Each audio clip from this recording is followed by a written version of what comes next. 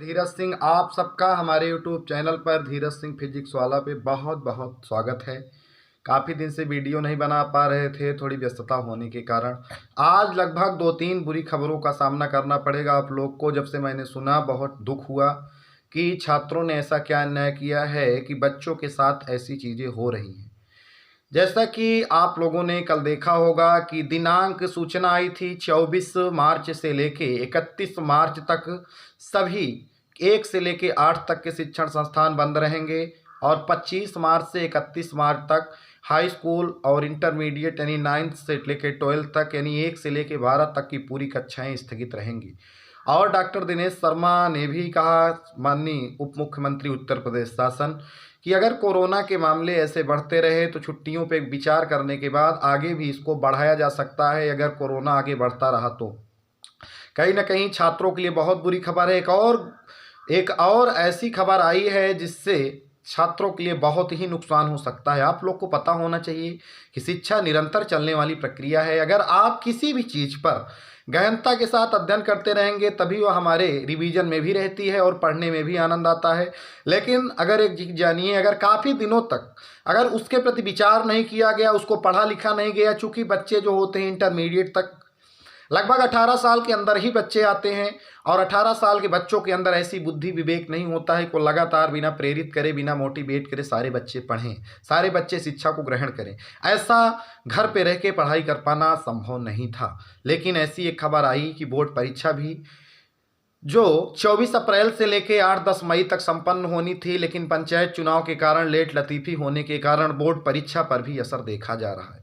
जैसा कि आया कि बोर्ड परीक्षा भी अपने समय पर होना संभव नहीं है, ताकि मई के प्रथम सप्ताह में सुनाई दे रहा है कि जो बोर्ड परीक्षा आयोजित होनी है वह मई के प्रथम सप्ताह में जाएगी। इधर स्कूल भी बंद हुआ और उधर बोर्ड परीक्षा मई में गई। अब बताइए बच्चों का भविष्य कहाँ पे जाएगा?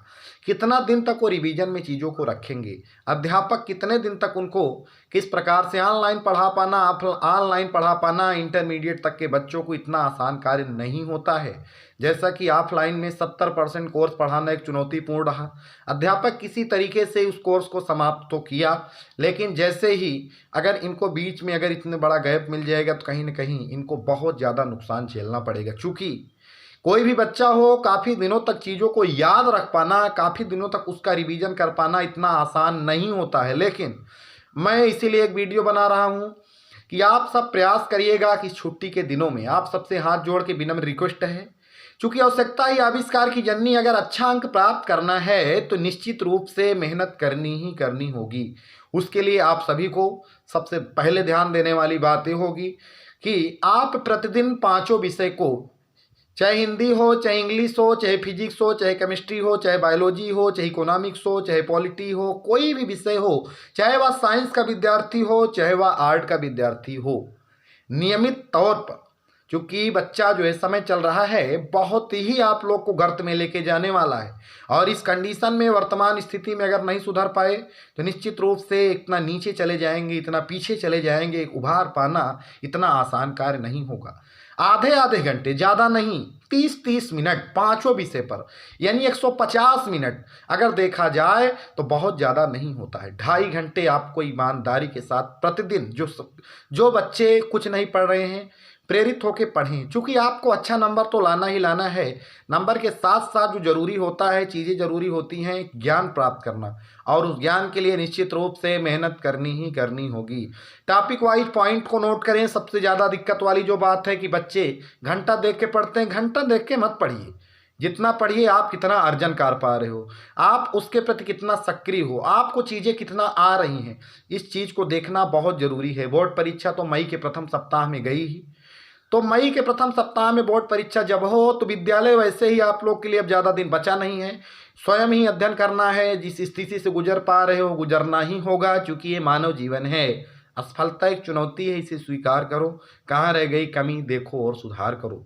जब तक ना सफल हो नींद चैन को त्यागो तुम, संघर्ष का मैदान छोड़ मत भागो तुम, क्योंकि बिना किए किसी की जय जयकार नहीं होती। कोशिश करने वालों की कभी हार नहीं होती। Point to point, topic to topic चीज़ों को लिखिए, रफ में नोट करिए, उसको टिक मारिए कि हमने कितनी चीज़ों को पढ़ा।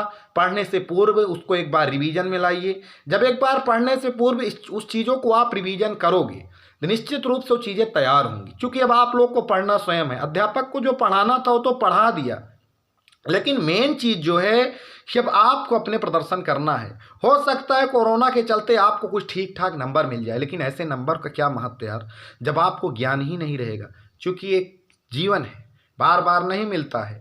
हमको ज्ञान का अर्जन करना है, हमको उस ज्ञान को बढ़ावा देना है, हमारे अंदर कितना विकसित है। और एक चीज़ जान लीजिए, ऐसी कोई चीज़ नहीं है, ऐसा कोई लक्ष्य नहीं है जो मानव प्राप्त न कर पाए। उसके प्रति उसका विचार सही होना चाहिए, उसके प्रति वह सजग होना चाहिए, उसके प्रति उसकी मेहनत अच्छी होनी चाहिए। आप ऐसा कोई लक्ष्य नहीं है जो प्राप्त नहीं कर सकते हो। अच्छा अंक प्राप्त कर सकते हो, बहुत अच्छा अंक ला सकते हो, लेकिन ज्ञान, आपके पास ज्ञान विकास होना चाहिए। तो पॉइंट नोट करिए, चाहे कोई भी विषय हो, उसको आप क्वेश्चन, आप टारगेट बनाइए, 5 क्वेश्चन, 6 क्वेश्चन, 7 क्वेश्चन हमको पढ़ना ही पढ़ना है।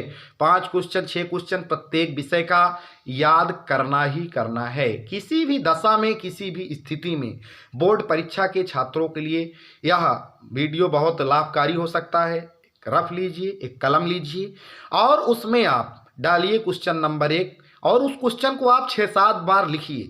अगर 8 बार, 10 बार, 15 बार उसको लिखते हो तो वह निश्चित रूप से तैयार हो जाएगा। और वह जब अच्छे से तैयार हो जाएगा तो आपको दोबारा किसी प्रकार की कोई परेशानी होनी ही नहीं है और अच्छा अंक प्राप्त कर सकते हो। निश्चित रूप से कोई समस्या की बात ही नहीं है और आपको ज्ञान भी बढ़ेगा। हाँ, लेकिन पांचों विषय पे आपको लगभग आधे घंटे देना ही देना है। और आप लोग दे सकते हो 5, 7, 10, 12 घंटा, 14 घंटा पढ़ सकते हो, उसमें दिक्कत नहीं है, आपकी क्षमता के ऊपर है। लेकिन हाँ, प्रत्येक दिन पढ़ना ही पढ़ना है। अगर नहीं पढ़ोगे तो निश्चित रूप से आपका नुकसान होने से कोई नहीं रोक सकता है। अध्यापक अब आप लोग को कहो कि सीरियल से पहले की तरह पढ़ाए तो 1 महीने में पढ़ा पाना संभव है नहीं, कोई अध्यापक नहीं पढ़ा सकता है।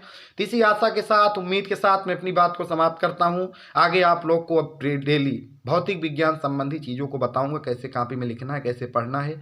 इसके प्रति आप सबको प्रेरित करते रहेंगे। तब तक के लिए बहुत बहुत धन्यवाद। आप सब मेहनत करिए, ईमानदारी से मेहनत करोगे तो निश्चित रूप से ऐसा कोई लक्ष्य नहीं है जीवन में ना प्राप्त कर पाओ। जीवन में आगे बढ़िए। बहुत बहुत धन्यवाद। फिर मिलेंगे। Bye bye.